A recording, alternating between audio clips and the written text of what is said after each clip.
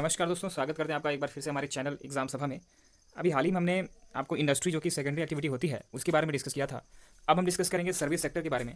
तो service sector आपका tertiary activity भी हो सकती है, क्वार्टरनरी एक्टिविटी भी हो सकती है, इसी के साथ साथ आपका क्यूनरी एक्टिविटी भी हो सकती है।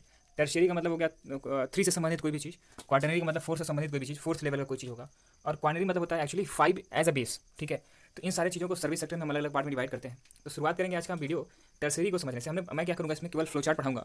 उसके बाद के लेक्चर में हम क्या करेंगे कि अलग अलग उनको जानने की कोशिश करेंगे। सो स्टार्ट करते हैं टर्सरी एक्टिविटीज़ के साथ। ठीक है, सो टर्सरी एक्टिविटीज़ आपका 4 पार्ट में डिवाइड हो सकता है, मतलब उसको फर्दर 4 पार्ट में डिवाइड करते हैं उनके काम के हिसाब से, उनके एप्लीकेशन के हिसाब से। सो फर्स्ट है आपका ट्रेड एंड कॉमर्स, सेकंड आपका ट्रांसपोर्ट है, थर्ड आपका कम्युनिकेशन है, इसके साथ साथ आपका फोर्थ है सर्विस सेक्टर। सो स्टार्ट अगर और ट्रेड एंड कॉमर्स को और अच्छे से देखें तो ट्रेड एंड कॉमर्स में ट्रेड को 2 पार्ट में डिवाइड कर सकते हैं। एक आपका होलसेल हो जाता है, दूसरा आपका रिटेल ट्रेड हो जाता है। होलसेल को अगेन 2 पार्ट में डिवाइड करते हैं। एक आपका होता है अर्बन सप्लाई हाउस, दूसरा आपका होता है रूरल मंडीज। ठीक है, तो शहरी और ग्रामीण क्षेत्रों के हिसाब से होलसेल ट्रेड को 2 पार्ट में हमने डिवाइड किया। अब रिटेल ट्रेड की बात करते हैं तो फिर से एक बार अर्बन और रूरल में डिफरेंस करते हैं। रूरल जो होता है आप यहाँ पे देख सकते हैं कि periodic market store, street padding, PDS, ये सारी चीज़ें हो गई आपका रूरल में।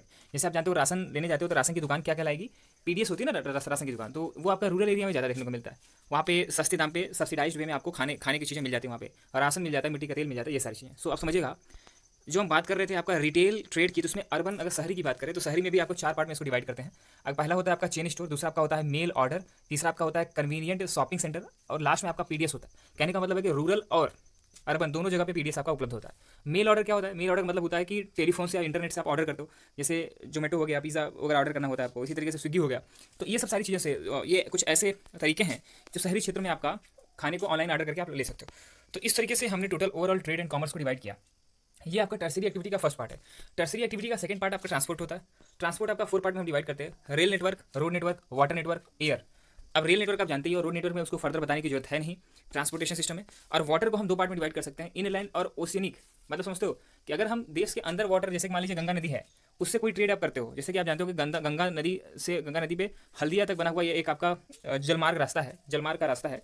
तो इस तरीके से इनलैंड और ओशियनिक मतलब क्या हुआ कि अगर हम मान लीजिए कि इंडिया के बाहर तटीय क्षेत्रों में किसी दूसरे देश में व्यापार करते हैं, और ढेर सारे व्यापार आपका वाटर से ही होता है, इंटरनेशनल व्यापार जो होते हैं वाटर से होता है। हवाई जहाज से कितनी चीज़ लाओगे भाई, वो संभव नहीं है ना, पॉसिबल नहीं है।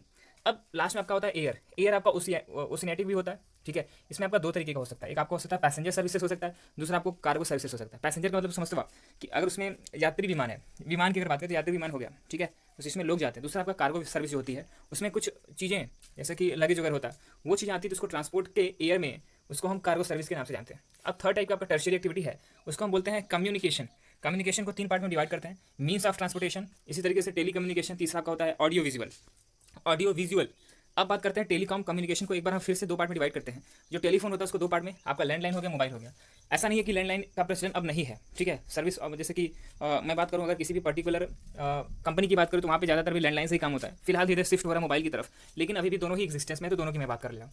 अब बात करते हैं ऑडियो विजुअल की, इसको आपको 4 पार्ट में फर्दर डिवाइड करते हैं। एक आपका होता है फिल्म्स होता है, दूसरा आपका रेडियो होता है, तीसरा टेलीविजन होता है, टीवी, और फोर्थ आपका होता है प्रिंट मीडिया। समझ रहे हो आप, प्रिंट मीडिया को अगेन 2 पार्ट में डिवाइड करते हैं, मतलब मीडिया को भी हमने 2 पार्ट में डिवाइड किया। प्रिंट मीडिया का मतलब समझते इलेक्ट्रॉनिक मीडिया नहीं, प्रिंट मीडिया जो प्रिंट होकर के कागज के फॉर्म में आपके सामने आए, तो 2 पार्ट में डिवाइड हो सकता है। एक आपका न्यूज़पेपर के फॉर्म में, दूसरा आपका मैगजीन के फॉर्म में, ठीक है क्या। तो मैं उम्मीद करता हूँ कि ऑडियो विजुअल भी समझ में आया होगा। तो थर्ड पार्ट ऑफ टर्शियरी जो कि कम्युनिकेशन था, उम्मीद करता हूँ वो समझ में आया होगा। फोर्थ पार्ट जो है आपका सर्विस सेक्टर है। तो सर्विस सेक्टर को हम यहाँ पे फिर से 4 पार्ट में डिवाइड करते हैं। एक आपका फाइनेंशियल बैंकिंग होती है, दूसरा आपका इंश्योरेंस होता है, तीसरा आपका रियल एस्टेट होता है, आपका फोर्थ जो होता है वो आपका पर्सनल एंड प्रोफेशनल होता है, ठीक है। तो देखो फाइनेंशियल बैंकिंग तो समझ में तुरंत आ जाती है, सर्विस बैंकिंग सर्विस आपको समझ है। इंश्योरेंस जैसे कि एलआईसी वगैरह में होती है, ठीक है, बजाज एलआईसी, बहुत सी चीज़ें हैं। इसमें पब्लिक प्राइवेट दोनों तरह के इंश्योरेंस होते हैं। गाड़ी का इंश्योरेंस होता है, आपके खुद का इंश्योरेंस होता है, रिस्क इंश्योरेंस होता है, ढेर सारे इंश्योरेंस, लाइफ जीवन बीमा होता है आपका, ठीक है, इस तरह से। सो रियल एस्टेट की बात करें, जैसे कि कभी कभी क्या होता है कि रियल एस्टेट में लोग पैसा लगाना पसंद करते हैं, ठीक है। रियल एस्टेट का मतलब ये है कि मान लीजिए अगर कोई भी प्रोजेक्ट चल रहा है, उसमें आप पैसे लगाते हो, तो इसको रियल एस्टेट में रखा जाता है। इसके बाद आपका आता है पर्सनल एंड प्रोफेशनल। तो पर्सनल एंड प्रोफेशनल आपका 3 टाइप का होता है। पहला होता है प्राइवेट, दूसरा होता है गवर्नमेंट, तीसरा होता है एनजीओ। मतलब एनजीओ का मतलब होता है कि नॉन गवर्नमेंटल ऑर्गेनाइजेशन होता है। इसमें गवर्नमेंट कोई पैसे नहीं देती है, लेकिन हाँ ये है कि कभी कभी उसको पहचान मिल जाती है कि गवर्नमेंट उसको रिकॉग्नाइज करती है, लेकिन कुछ प्राइवेट बंदे उसको चलाते हैं, ठीक है। तो इस तरीके से सर्विस सेक्टर की बात की हमने टर्शियरी एक्टिविटी के अंतर्गत। 4 पार्ट थे आपके, ट्रेड, ट्रांसपोर्ट, कम्युनिकेशन, सर्विस, इन चारों को हमने डिस्कस किया। अब क्वार्टरनरी एक्टिविटी जो सर्विस सेक्टर के अंतर्गत आता है वो 2 पार्ट में होता है। एक आपका होता है इन्फॉर्मेशन बेस्ड, दूसरा आपका होता है रिसर्च बेस्ड। अब देखो मैं रिसर्च इंडिया में रिसर्च के लिए अच्छे अच्छे सेंटर कहाँ हैं, जैसे भाभा एटॉमिक रिसर्च सेंटर हो गया, इसी तरीके से आईआईटीज़ हो गई, ठीक है, एनआईटीज़ हो गई, तो ये सारे क्या है, ये रिसर्च सेंटर है, ये थिंक टैंक होता है किसी भी गवर्नमेंट का, किसी भी टेक्नोलॉजी वाइज अगर आपको इंप्रूवमेंट चाहिए या फिर उसको चेक करना है तो आप इन्हीं सबके पास क्वार्टरली एक्टिविटी जो होती है उसमें रिसर्च एंड डेवलपमेंट जो आता है उसके पास बेस्ड हो। इन्फॉर्मेशन बेस्ड आपका भी हो सकता है, जैसे ट्रिपल आईटीज वगैरह क्या करती हैं, आईटी सेक्टर क्या है, ये आपका इन्फॉर्मेशन बेस्ड है, ठीक है। अब लास्ट में बात करते हैं क्यूनरी एक्टिविटी का। क्यूनरी का मतलब होता है कि 5 इन बेस, मतलब किसी ऐसी चीज़ की हम बात करें जिसमें कि 5 चीज़ें हैं, ठीक है।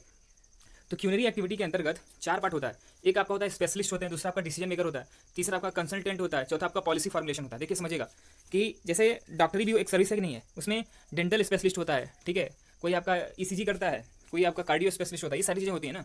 इसी तरीके से आपका डिसीजन मेकर मतलब क्या होता है, एक ऐसी अथॉरिटी होती है जो कि डिसीजन मेकिंग के लिए रिस्पॉन्सिबल होती है, ठीक है। जैसे कि मैं बात करूँ सेबी वगैरह है, ठीक है, सेबी क्या करती है, वो आपका बिजनेस सेक्टर को रेगुलेट करती है, वो बताती है भैया आपको क्या गाइडलाइन वो जारी करती है। तो ये कुछ डिसीजन मेकिंग के एग्जांपल। कंसल्टेंट क्या करते हैं, जैसे मान लीजिए किसी भी कोई भी जैसे एसएससी है, उसको क्या कराना है कि उसको एक सॉफ्टवेयर तैयार कराना है, तो वो किसी कंसल्टेंट से संपर्क करेगा, भैया कि मुझको ये सॉफ्टवेयर तैयार कराना है, तो वो उसको सलाह देगा, उसको सर्विस प्रोवाइड कराएगा, ये कंसल्टेंट का काम हो गया।